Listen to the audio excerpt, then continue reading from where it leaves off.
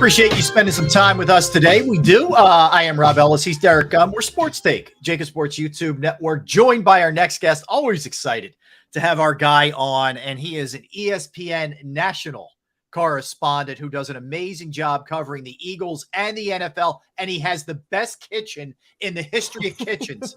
That would be the one and only Sal Paolantonio. What's up, Sal? What up, man? Hey, guys. How you doing, Rob? How you doing, D-Gun? Oh, it's week 5, man. So excited for this football team and for this city. Today we got Phillies postseason baseball, baby, and we got the Eagles 4-0. It's really a great time to be a sports fan in this town. Really is. So I know how much you love baseball. I know I've seen you at Clearwater at Phillies games down there. So I know you're a baseball fanatic. Before we get into the Eagles, give me your prediction in this series, man, against the Marlins.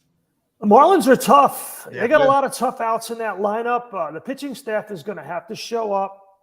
I think the number one thing for that starting pitching staff is keep the ball out of the strike zone as much as possible. Keep them guessing. No early at bat fastballs, because these guys jump on the early at bat fastballs, and they are all capable of hitting it with power to all fields. So I think that's the number one thing. But if you get up early on the Marlins, you can take them out of the game. So I think it's exciting. The only thing is 8 o'clock. I know, man. I know. I needed an early one. I guess that's two things, right? They figure, hey, the national audience for the Phillies is going to be so great. Yep. Now let's put them in the primetime slot. But the other thing is, man, for us old guys, man, 8 o'clock. I know, man. Hey, Sal, I could have handled like a 4:30, Sal. That would have been pretty nice, Oh, there's nothing like afternoon October baseball, right? Nothing like best. Sal, I know you're swamped with football, but will you find a way to slip into Citizens Bank Park for as long as Phillies are in the playoff? Maybe see a game firsthand. I did. I have just recently. Me and the missus went when Schwarber hit the bomb, and then Bryce Harper threw the helmet into the stands. What a show that was. That was great. Okay. I thought that was fantastic. I loved what Harper did, throwing the helmet in the stands and the fans giving him a standing ovation. You got to love Bryce Harper.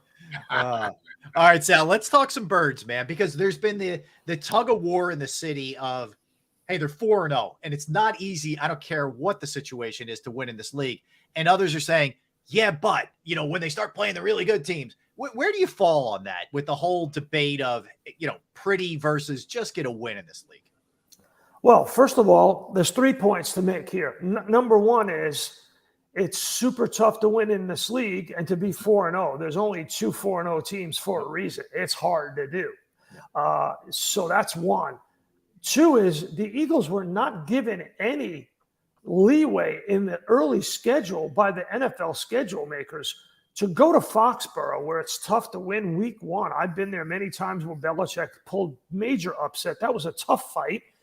And then turn around on a short week for your home opener on Thursday, and then go to Monday Night Football in Tampa, and then another short week with a 1 o'clock game to follow. I was in the locker room right after they beat the Bucs, and a lot of players were really sore. This was Wednesday. They held a walkthrough. A lot of players were really sore. There was the heat and humidity of Tampa, and this defense fought through some major adversity. I mean, you look at it, right? 75-yard drive by Washington, 68-yarder, 56-yarder, 65-yarder, 64-yard. When was the last time? Never. That Sam Howell came in anywhere and had 1, 2, 3, 4, 5 drives over 50 yards, 5 drives over 50 yards, and scored. So you could tell the defense was dragging just from that evidence alone. So the team has had to fight through a lot of physical adversity. And then I was on the sideline, Rob and D-Gun, in the fourth quarter. We're getting ready to do the post-game interviews when the game went into overtime. And I'm watching Fletcher Cox come off the field, gassed, takes a knee on the sideline. Training, this is while the game is going on. Training staff tends to him. He looked like he was done. And then Reed Blankenship, Reed Blankenship saved that football game. He did. Yep. You look at the 2 plays that he made in overtime, right? On one side of the field, when Dotson caught the pass, Blankenship hits him, and he gets shot in the ribs. He's a little dazed and confused. The referee actually comes up to Blankenship and says, "Are you all right, son?" I could hear and see the whole thing. Wow. Blankenship waves him off. And then Blankenship makes another play on the other side of the field with Terry McLaurin, where he gets his arm stepped on and saves the game. I mean, what would this team be without Reed Blankenship? His tongue is unbelievable. Yeah. All right, so I got to get your perspective on this. I need your in-depth perspective on Brian Johnson, as the evolution of Brian Johnson as a play caller in this offense. It's an evolution. Okay. It's a work in progress. So I think the one thing that you have to go back and look at, I'm looking at the play-by-play, fourth quarter, right? So it's right after the 2-minute warning, and you got 1:49 left. DeAndre Swift had just gone off a right tackle, if I remember, for 6 yards. It is now 2nd and 4 at the Washington 28, right? This is where Brian Johnson needs to dial up some run plays and run out the clock. Yes. And run out the clock and get automatic Jake Elliott on the field, win the game, and go home. Mm-hmm. Now, I don't know what was called there. A run play may have been called. Jalen Hurts may have audibled out of it, seeing that one-on-one matchup that A.J. Brown had on the right side and threw it deep for the touchdown, the 28-yard touchdown, the go-ahead touchdown. But they left too much time on the field. $1:30. Yes. Yeah, yes. Whatever it was. Yep. 1:43 left on the clock. Yeah. I'm looking but isn't that, Sal, where if you're Brian Johnson, you get in his head, his helmet with the, with the earpiece and say, look, we're running, no audible, no check down. We're going to pound it and milk clock. So here's the play. I mean, or do you have to leave it open to your guy to be able to audible out? Right. And the argument back would be, well, I trust my defense to make a stop. Yeah. But I just illustrated to you. You don't trust your defense the way that game Sam Howell went down the field 5 times, 50-plus yard drives, scoring drives in the game. So how are you trusting your defense against Sam Howell? So I was surprised they did not run out the clock and put Jake Elliott on the field and win the game and threw the ball down. It was an exciting play. I get it. It lit up the stadium. Jalen Hurts stood in the pocket. He got hit, showed guts, toughness again. But, man, that's a play where, and I don't think Sirianni has been asked about that post-game yet. I'm shocked. I am shocked. Yeah, no, I am too, Sal. And that's the thing. Everything has to be on the table in certain games with the way the ebb and the flow. The defense couldn't get a stop. Okay, let's do what we did in Tampa and hold the ball for 9 minutes and 22 seconds, whatever, and just take the air out of this thing. You trust your kicker and Elliott that he's going to be money, and it's over, right? And we don't go to any of these kind of lengths. I think Elliott's the best kicker in the NFL right now. Yes. Yeah. Yeah. Amazing. Randy Brown's son is the coach for Elliott. Yeah. Randy Brown is the one who coaches Justin Tucker in Baltimore, right? Mayor of Marlton. That's right. And his son is the kicking coach for Jake Elliott. And they are like 1-2 in accuracy right now in the National Football League. It really is. I don't know what they're drinking in Marlton, New Jersey, but hey. Give me some. Let me ask you about Hurts. I clearly, from a passing perspective, Sal, had his best game on Sunday, no doubt about that. It's been a little choppy, just to say the least. What do you make of it? Well, teams have keyed on Jalen Hurts, right? Yes. So let's look at two aspects of what they did last year. Let's look at the zone read. So teams are keying on him so that he doesn't pull the ball down and he gives the ball up to the running back. And then the RPO, run pass, same deal.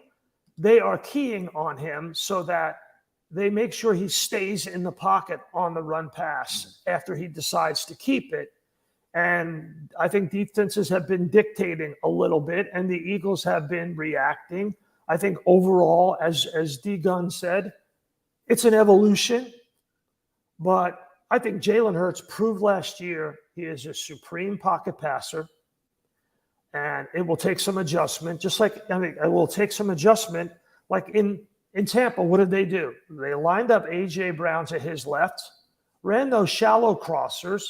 The Bucs decided to use one-on-one coverage. Big mistake on A.J. Brown on the shallow crossers.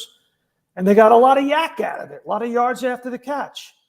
So they're learning how to adjust based on what defenses are doing. Washington put one-on-one coverage on A.J. Brown on the outside. Why are you doing that? And he is so tough to tackle right now. I think he's bigger and stronger than he's ever been. I really do. Mm-hmm. Hey, Sal, what's your perspective on Jalen Carter up to this point? Defensive Rookie of the Year. Thank you. That's where he's headed. His number of quarterback pressures while double teamed is only second to Micah Parsons, Yeah. Among all NFL players. And they were already talking about giving Defensive Player of the Year to Micah Parsons. So, Jalen Carter is right in that conversation. I think he's just been unbelievable. He's impossible to block one-on-one. How about the step from year 1 to year 2 for Jordan Davis too, Sal? Not only effective against the run, which we all thought would be his forte, but he's gotten to the quarterback too. He's done a really good job for them with that. Yeah, but the base defense, right, Rob, is 5-2-4. So Reed Blankenship really is your third linebacker. Yeah. And that has put a tremendous amount of pressure on him because he's not the biggest guy in the world. He's not Brian Dawkins. He's not, the X-Man.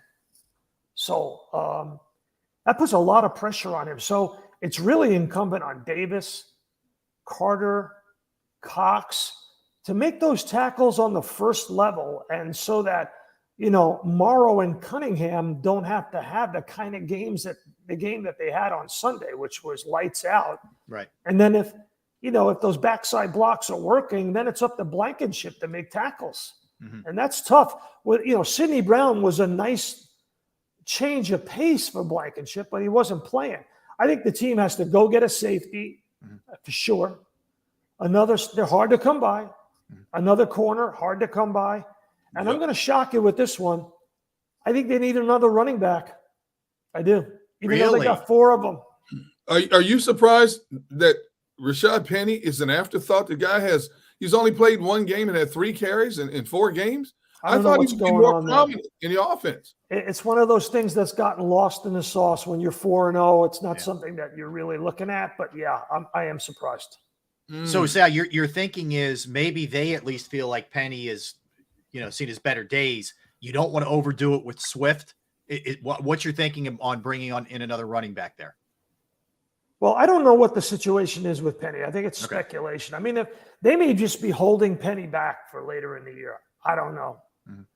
That's not the feeling that I get, but that may be the case. But you've already had Boston Scott hurt. Gainwell has already been hurt. You see that they used Swift in the last 2 games early and then brought Gainwell in. Yep. Because they realize it's a 17-game season. They lead the league in rushing attempts. They're number 1. Lead the league in rushing attempts.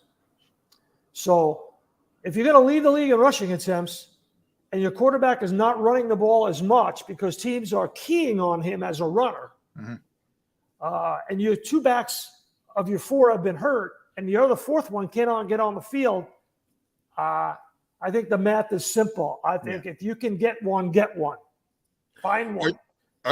Are you okay with them moving Bradbury in and out from the slot back to the outside? I think you need to leave him outside. I don't think he's as productive from the slot. Well, I don't really know specifically why they've decided to do that, but I think the thing is that because he's not a shifty kind of guy, right? Yeah. The reason why the Giants gave up on him was what? Because Wink Martindale was going to blitz, right? Yeah. And really they needed a cover corner where the Eagles will do a lot more zone, and they ask their corners not to cover like that as much.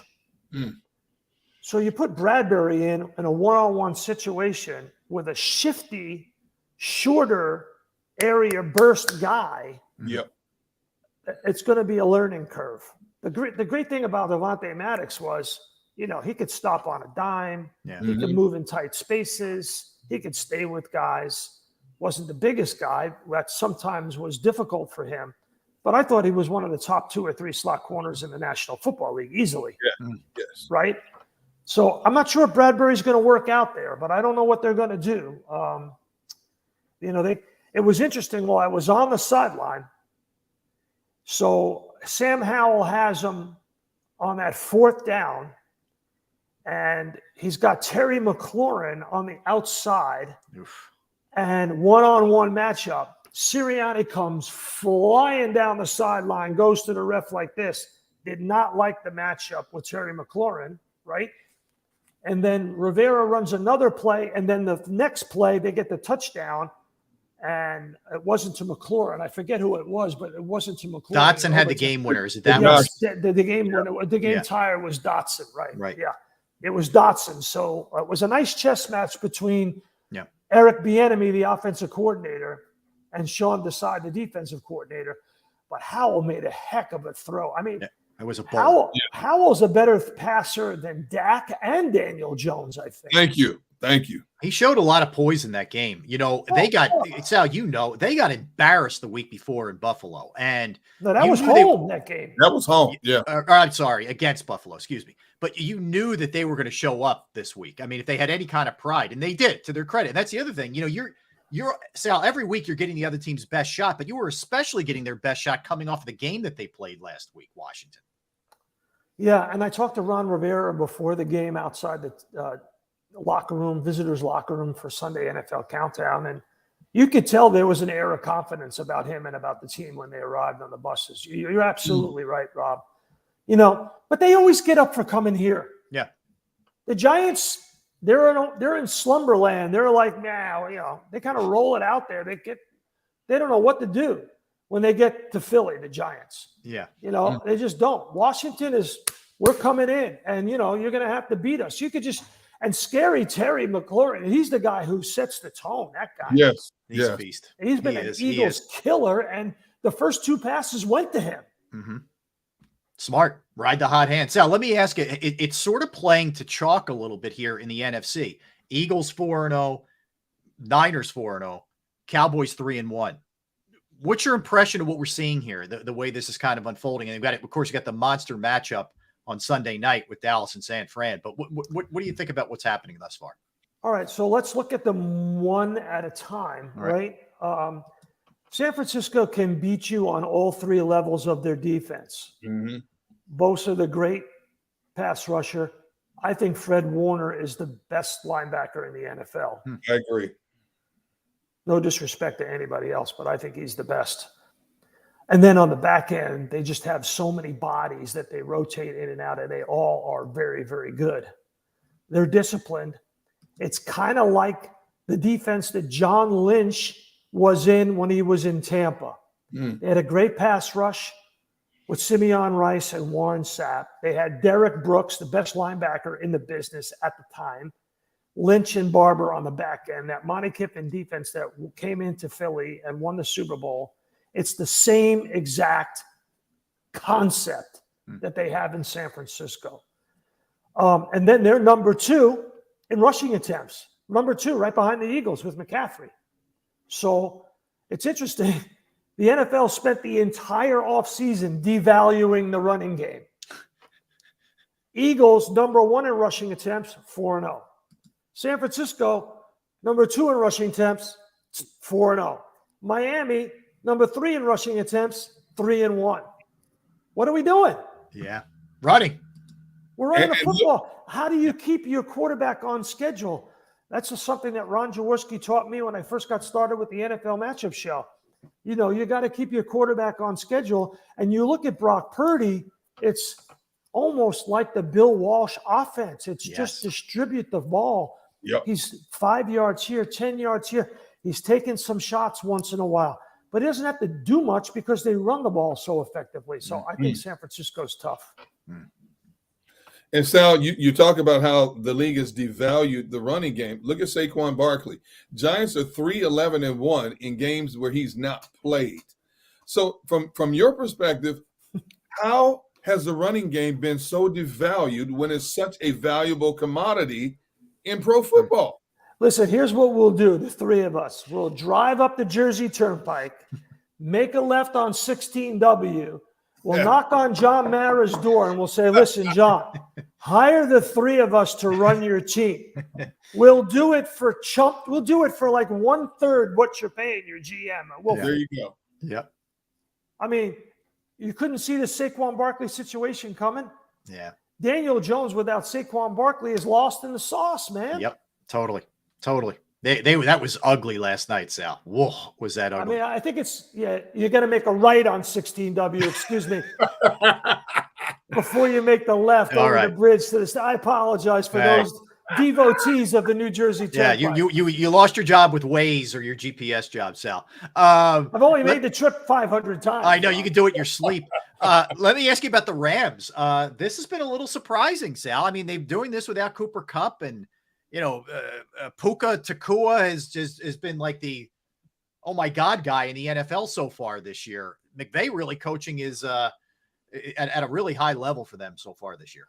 Well, you need to have a receiver in the middle of the field controlling the hash marks in the National Football League with option routes.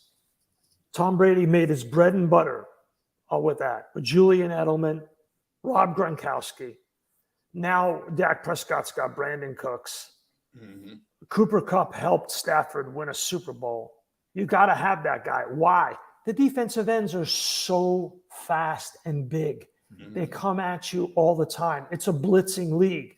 You want the option route so you can get the ball out of your hands quickly.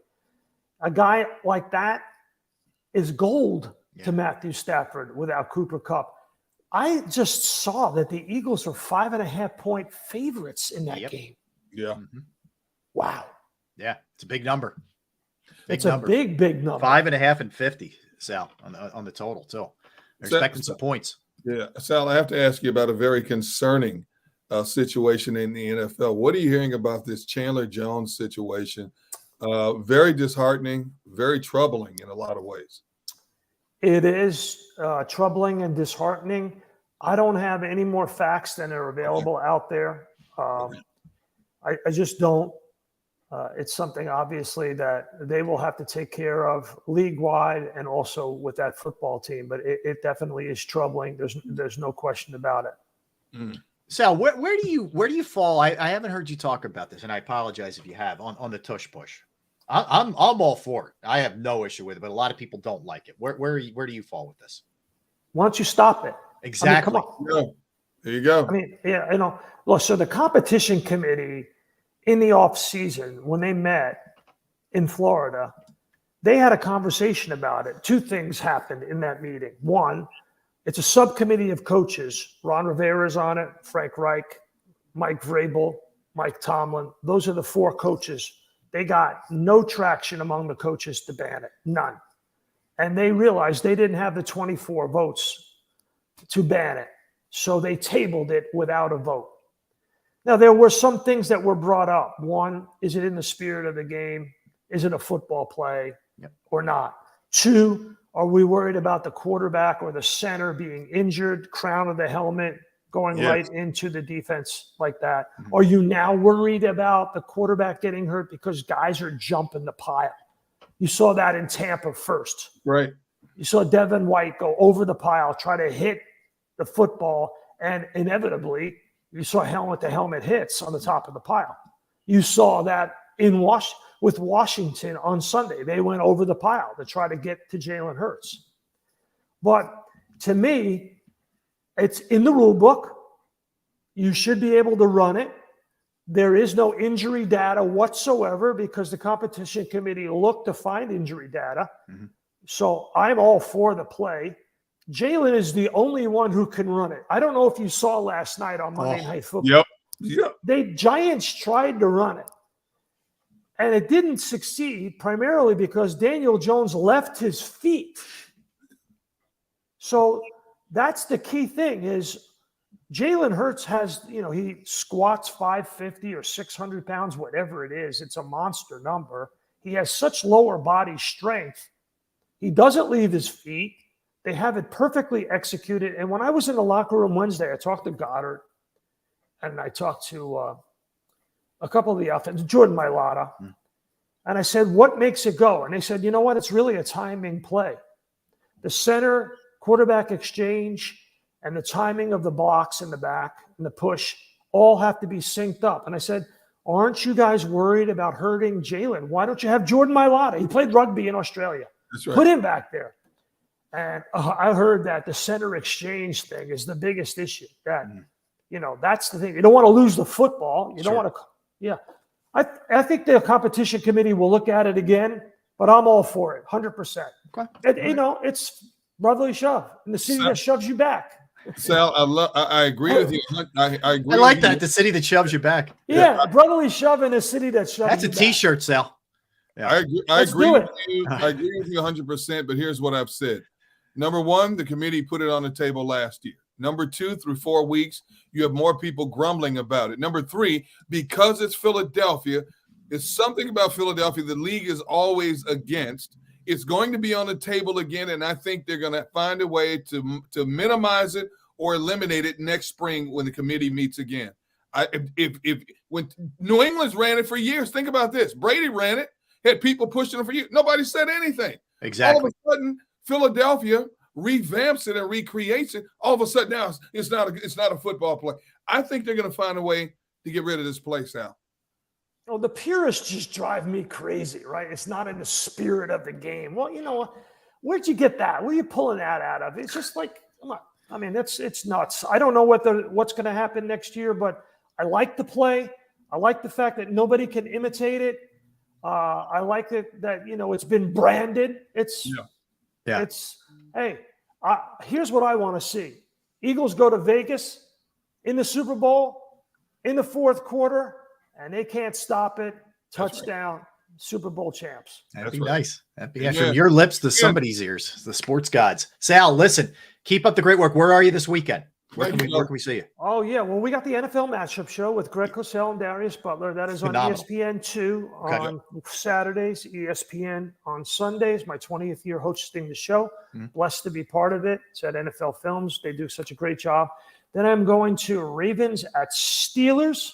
I'll be doing TV in the morning on SportsCenter and Sunday NFL Countdown. Then I'm in the booth with Steve Levy.